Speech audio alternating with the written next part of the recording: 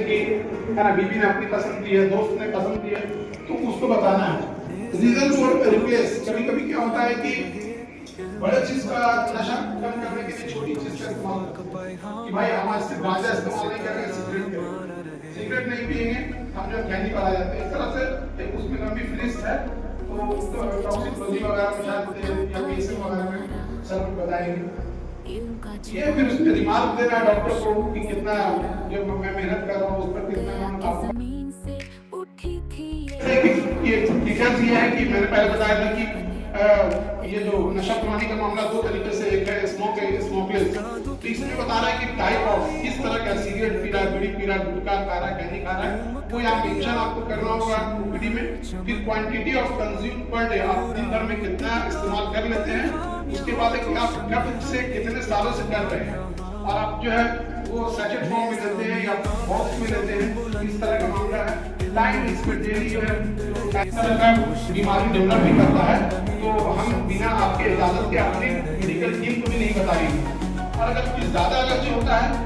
जिस पर रिसर्च होना है, तो आपका नाम, आपकी एज, आपकी जेंडर और आपके जो एड्रेस है उसको जो है क्लियर रखा जाएगा। और जब भी कुछ हम अगर फर्दर आगे के रिसर्च के लिए जाएंगे तो पेशेंट की इजाजत जरूरी है, और पेशेंट को पूरा इख्तियार है कि वो चाहे जब भी नशा प्रोग्राम में रह रहा इलाज करा रहा, चाहे तो वो बंद भी कर। चेंजेस के बारे में है कि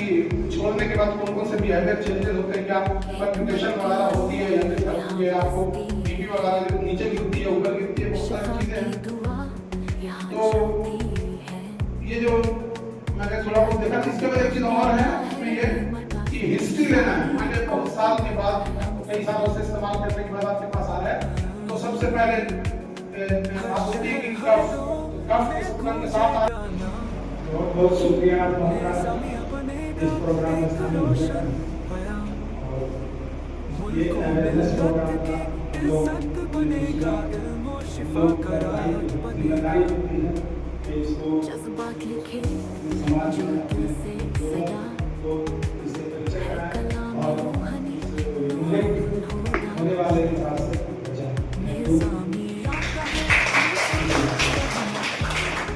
दोस्तों के साथ बैठ करके लेते हैं या खाने के बाद लेते हैं कि टी या ब्रेकफास्ट के टाइम में लेते हैं, या आपको बहुत ज्यादा जो है स्ट्रेस होता कर लेते हैं, या एंजॉय करने के लिए ट्रैवल के टाइम में आप जो है जब आपको आगे करते हैं। फिर दूसरा है reason of use of tobacco product. क्या रीजन है, किस वजह से, क्या हमारे नुकसान आपको हुआ है जिसकी वजह से आप जो है स्ट्रेस दूर करने के लिए आप ले रहे हैं, या आपके फैमिली में झगड़ा हो गया, या आपको बड़ा नुकसान हो गया है, किसी ने आपको धोखा दे दिया, बहुत सारा मामला हो गया है, यूज करते हैं तो बहुत वाला लगता है आपको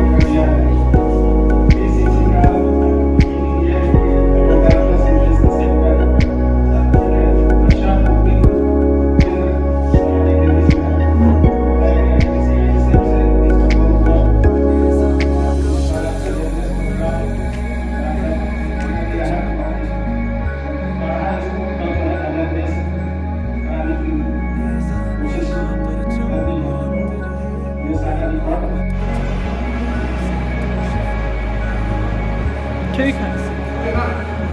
नशा मुक्ति अभियान जो चल रहा है वो टोबैको और जो है स्मोकिंग को लेकर गवर्नमेंट का अवेयरनेस है। ये सारी चीजें हम लोग बता रहे थे कि आप देख सकते हैं कि यहाँ पर एरिया में भी जाए तो कहाँ पर कितने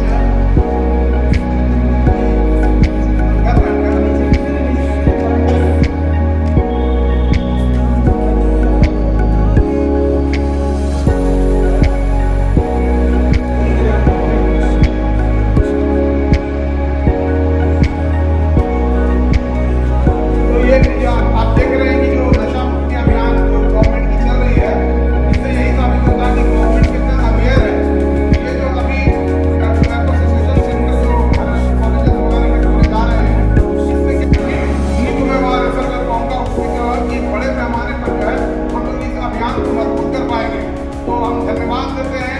आयुष मिनिस्ट्री का, फैमिली वेलफेयर मिनिस्ट्री का कि ये इतने बड़े मुहिम को लेकर चल रहे हैं। और शुक्रिया अदा करेंगे वर्ल्ड हेल्थ ऑर्गेनाइजेशन जिसने जो है कम वक्त में इतने ढेर सारे जो है एनजीओ को कोलैप्स कर देते हैं और रेशियो निकाला कि हमारे हिंदुस्तान में डेथ कितनी होती है और कितने लोग जो कंज्यूम करते हैं, इसमें कितना पैसा एक्सपेंड करते हैं। सिगरेट जो भी चीज़ है ये अच्छी चीज़ सेहत के लिए नहीं है, ठीक है। तो जब से आप लोग खा रहे थे, इस्तेमाल कर रहे थे, अब आप लोग जो है इस प्रोग्राम में आने के बाद आप लोग कोशिश कीजिए, ठीक है ना, ये कदम प्रण लीजिए कि आप लोग नहीं कीजिएगा। जैसे आप बता रहे थे जैसा कि 10 साल से हम पान खा रहे हैं, तो पान खाने से जैसे कि आपको दांत की तकलीफ हो रही होगी, दांत में शराब हो गया तो आपको जो है हमसे नहीं करना है। और जो भी लोग जैसे सिगरेट पीते हैं, जैसे दीदी जो है वो ये तंबाकू लेती है या गुटखा लेती है, तो आप कोशिश कीजिए कि एक बार नहीं बंद करना है, धीरे धीरे इन चीज़ को बंद कर देना है, ठीक है ना। तो इससे क्या होगा कि आप लोग स्वस्थ रहिएगा और उस पर जो आप पैसा खर्च कर रही हैं तो अच्छी चीज़ें, छेना है, डाब है, नारियल पानी है ना, जो सेहत के लिए अच्छी चीज़ है उसका इस्तेमाल कीजिएगा, ठीक है। तो आज आप लोग प्रण लीजिए कि आज से आप लोग जो है आधा ही कीजिए, घर में हम लोग कोशिश कीजिए कि आज जो है आज से हम सभी तंबाकू, गुटखा, पान, सिगरेट, बीड़ी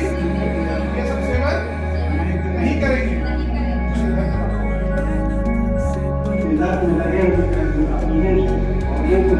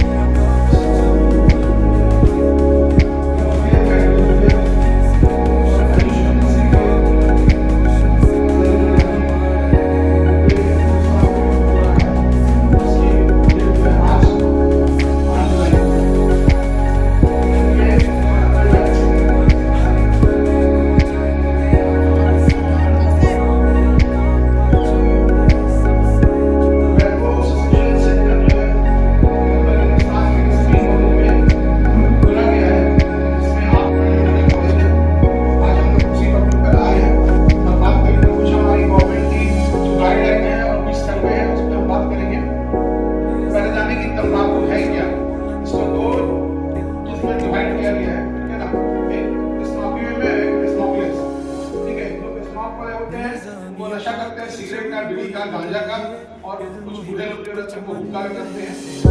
पैटर्न चला रहे हैं। सेकंड है स्मोकलेस में गुटखा खाती है और ये तमाम चीजें शरीर के लगभग हर अंग को जो है वो नुकसान पहुंचाती है। हम अगर बात करते हैं कि इनसे कौन कौन सी बीमारी होती है, जिसमें कॉमन जो माना गया है वो माना गया है ओरल कैंसर को, उसके बाद lungs cancer, throat cancer, chronic obstructive pulmonary disease यानी कि फेफड़ों की गंभीर बीमारी, heart attack, stroke, high blood pressure और दांत और मसूड़ों से जुड़ी बीमारी है,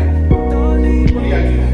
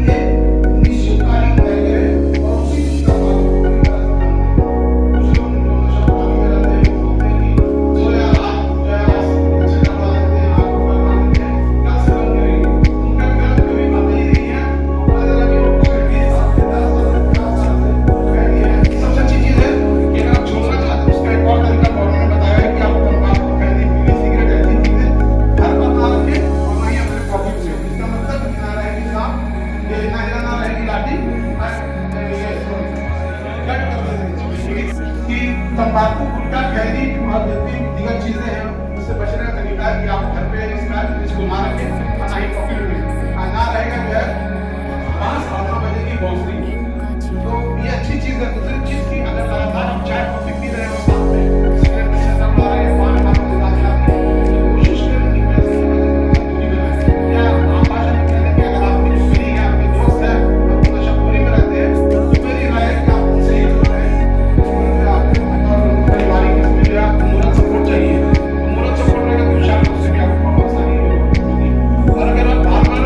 क्विट कर रहे हैं और बार-बार फिर लत लग जा रही है, तो ऐसा है कि आप डॉक्टर से मिलें ताकि डॉक्टर आपको सही जो है गाइडलाइंस दें और जो है ट्रीटमेंट की जो है और एक अच्छी इसमें जो नशा पॉलिसी होता है कि इशू आ रहा है कि 5 से 10 मिनट कोशिश करें कि उस वक्त डिप्रेशन को जो है काम में बिजी हो जाते हैं तो लत से थोड़ा सा बच सके। और अगर ये लत आपको कंटिन्यू है, लंबे समय से छोड़ने का अच्छा तरीका से पता है कि उस वक्त जिस प्रकार के तंबाकू को खाना करते हैं उससे क्या होगा कि आप जो है दूर रह सकते हैं।